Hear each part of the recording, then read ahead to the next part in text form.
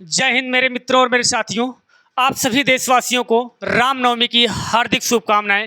और कहते भी हैं कि एक ही नारा एक ही नाम, जय श्री राम जय श्री राम। चलिए आज हम लेकर आए हैं हिंदी प्रैक्टिस सेट 3 यानी welcome to Hindi practice set 3। ठीक है, चलिए तो देरी न करते हुए आज का सेशन हम स्टार्ट करते हैं। और ये रहा हमारा आज का अगला प्रश्न। क्या है, थोड़ा पेन आ जाए भाई।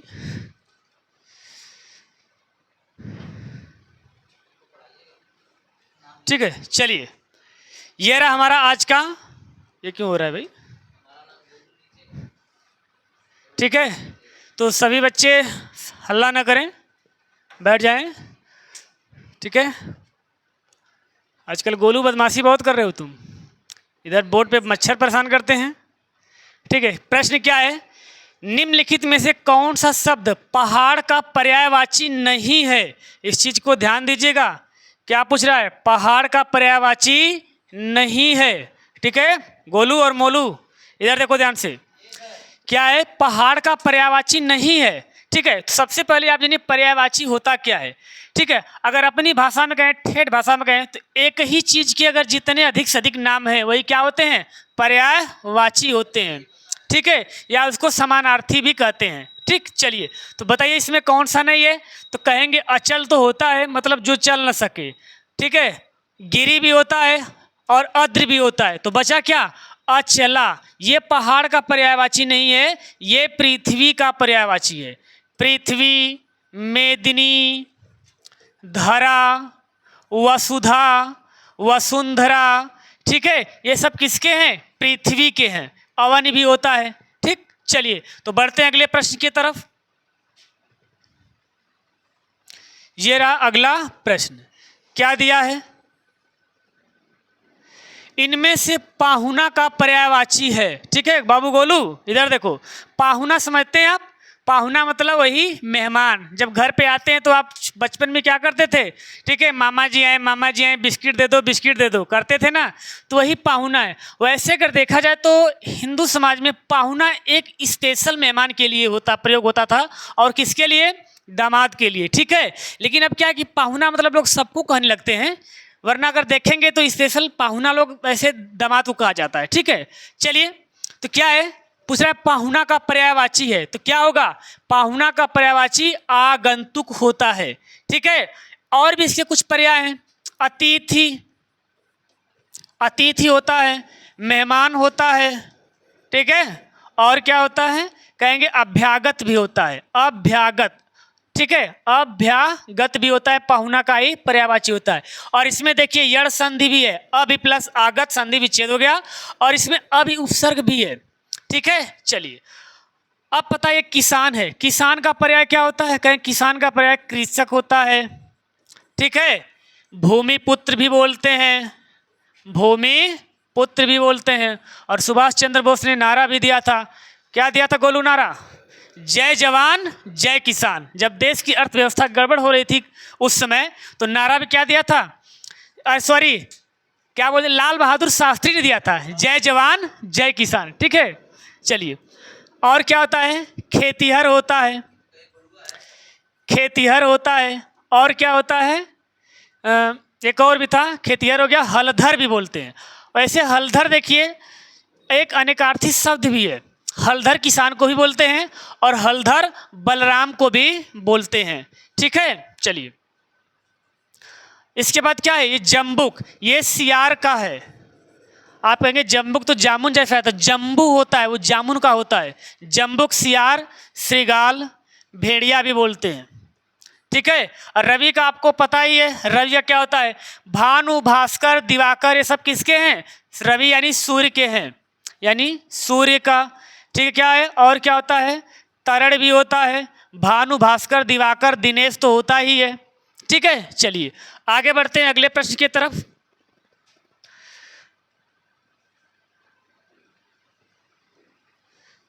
ये रहा तीसरा प्रश्न। क्या है तीसरा? निम्नलिखित में से कौन सा शब्द सौदामिनी का पर्यायवाची नहीं है? ध्यान दीजिएगा। ठीक है, गोलू ध्यान कहाँ है तुम्हारा? ठीक है, पर्यायवाची नहीं है। ठीक है, तो क्या पूछ रहा है, सौदामिनी बोलते किसको हैं? सौदामिनी बिजली को बोलते हैं। दामिनी भी होता है, सौदामिनी भी होता है। तो पूछ रहा है कौन सा इसका पर्याय नहीं है? तो ये तो पर्याय है ही, ये भी है और ये भी है, ठीक है, ये भी है। तो कौन सा बचा? चंचरी। ये क्या होता है? ये मादा भंवरे का पर्याय है। चंचरीक भंवरा का होता है और चंचरी मादा भंवरे का होता है, ठीक है। चलिए आगे बढ़ते हैं। और भंवरे से हमको एक मलिक मोहम्मद जायसी की पंक्ति भी याद आ रही है, ठीक है। जब राजा रतन सिंह चले गए थे सिंघल द्वीप रानी पद्मावती के लिए, तो उन्होंने 2 पंक्तियां उनके बारे में लिखा है मलिक मोहम्मद जायसी ने, जिसमें उन्होंने अतिशयोक्ति अलंकार का प्रयोग किया है। वो 2 पंक्तियां क्या है कि पीयूषो कहिए संदेशड़ा, हे भंवरा हे काग, सो धन के जारी मुई, तेहिक धुआं हम ही लाग। मतलब रानी जो नागमती है वो काग और भंवरे से क्या करें? संदेशा भिजवा रही हैं राजा रतन सिंह के पास, यानी सिंघल दी, और कर एक जाकर उनसे कहिए कि आपके वियोग में जो रानी पद्मावती हैं उनकी ये दशा हुई है कि आपके वियोग में जो वियोग की अग्नि जल रही है वो उसमें क्या हो गए, उससे उठने वाला जो धुआं है उससे हम दोनों जलकर देखिए काले हो गए हैं। तो आपको पता है भंवरा और कौवा तो वैसे ही काले होते हैं, लेकिन वहाँ पर अतिशयोक्ति अलंकार का प्रयोग किया गया जिसमें बढ़ा चढ़ाकर, ठीक है। चलिए आगे बढ़ते हैं। तुम कहाँ भाग रहे हो जी? चलो, ये रहा चौथा प्रश्न, क्या है? हाथी, वानर, सर्प, मेढक, बगुला आदि के लिए अनेकार्थी शब्द है। तो पता है इसके लिए क्या होगा? कहेंगे हरि होता है। और आपने सुना भी है, हरि को खोजत हरि चले, हरि बैठे हरि पास, सुना है आप लोगों ने? तो हरि को खोजत हरि चले, हरि मतलब बकुला। और किसको खोजने के लिए चल रहा है? मछली, यानी मछली को भी हरि बोलते हैं। तो हरि को खोजत हरि चले, और जैसे तालाब के पास आया, हरि बैठे हरि पास, तो उसके पास कौन बैठा था? मेढक बैठा था। और उसको देखते बगुला क्या किया? पानी में छलांग लगा देता है। तो ये कि हरि को खोजत हरि चले, हरि बैठे हरि पास, ठीक है। चलिए अगला प्रश्न क्या है? ये कपीस क्या? तो हरि तो बोले, वही तो प्रश्न है। हाथी, वानर, सर्प, मेढक, बगुला आदि के लिए अनेकार्थी शब्द है, तो इसके लिए क्या है? हरि तो है। तो उसी का तो हमने एग्जाम्पल दिया, हरि को खोजत हरि चले, हरि बैठे हरि पास, ठीक है। कपीस आपको पता है किसका है? ये देखिए इसमें बहुव्रीहि समास से कपि प्लस ईस, दीर्घ संधि भी है। कपि प्लस ईस, कपि मतलब बंदर, ईस मतलब श्रेष्ठ, स्वामी, यानी बंदरों का है जो स्वामी, बंदरों में है जो श्रेष्ठ, अर्थात कौन?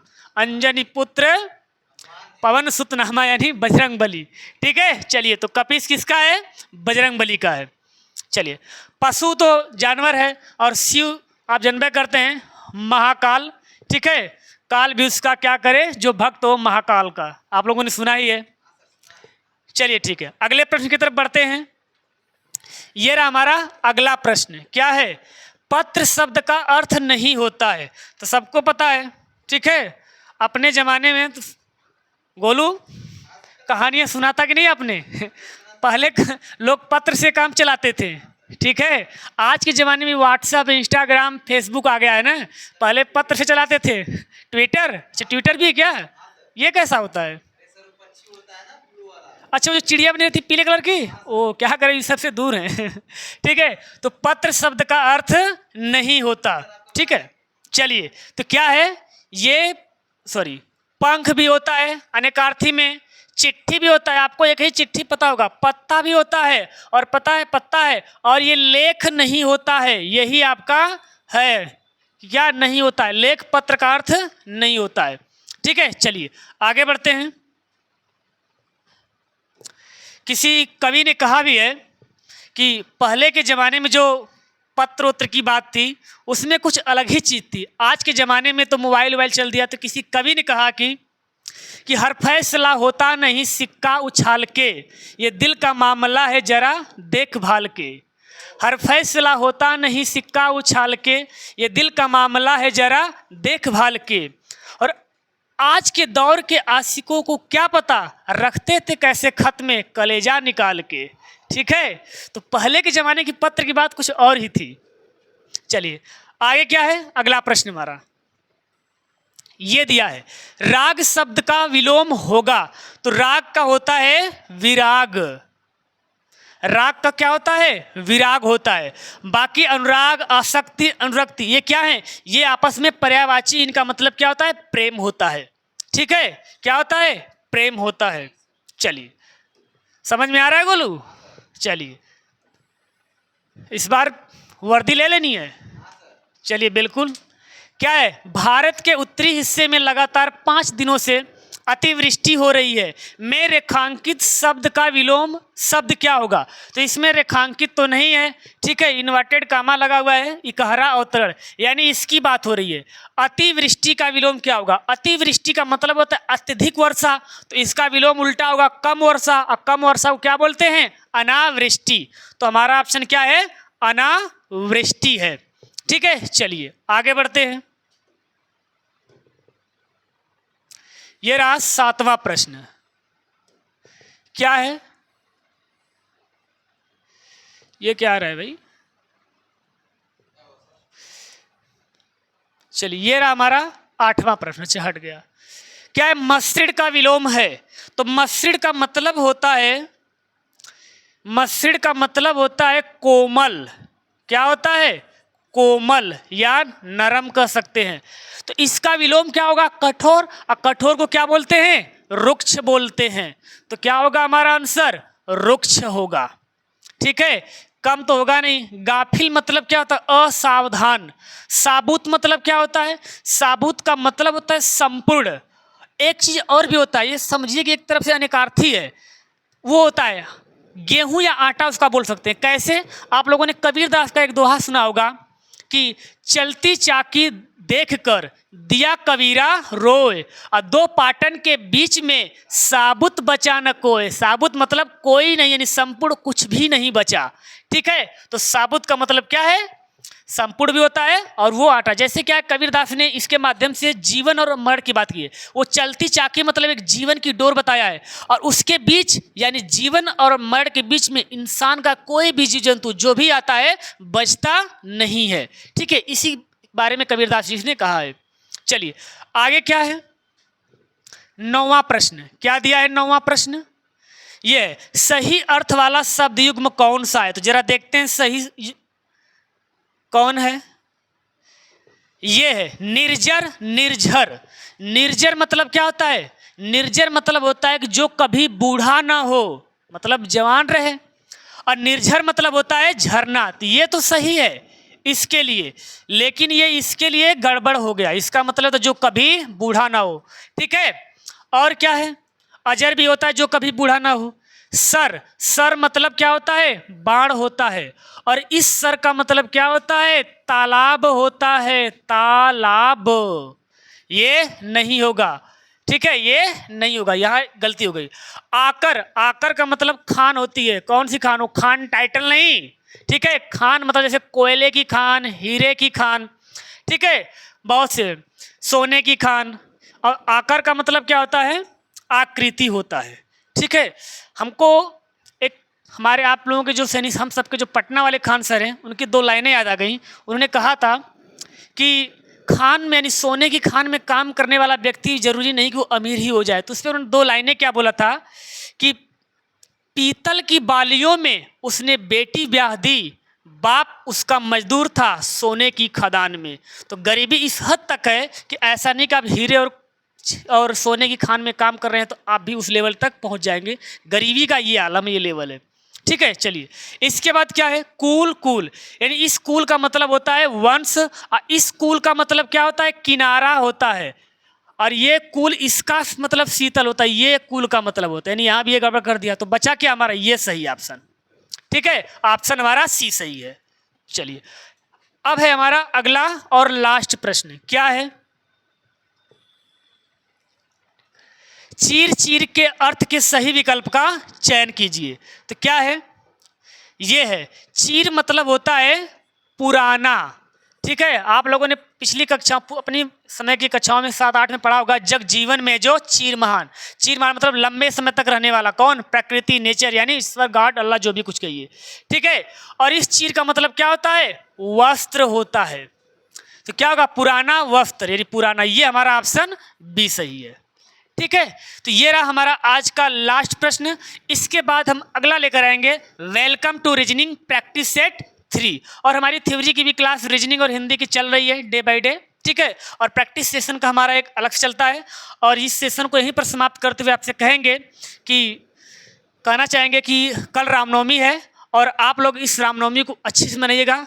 राम जी ने क्या सिखाया था? मर्यादा में रहना, ज़्यादा गुस्सा नहीं करना, ठीक है, और हर इंसान को ऐसे ही रहना चाहिए। तो एक बार फिर कहेंगे आप लोगों को रामनवमी की हार्दिक बधाई, ठीक है। जय श्री राम।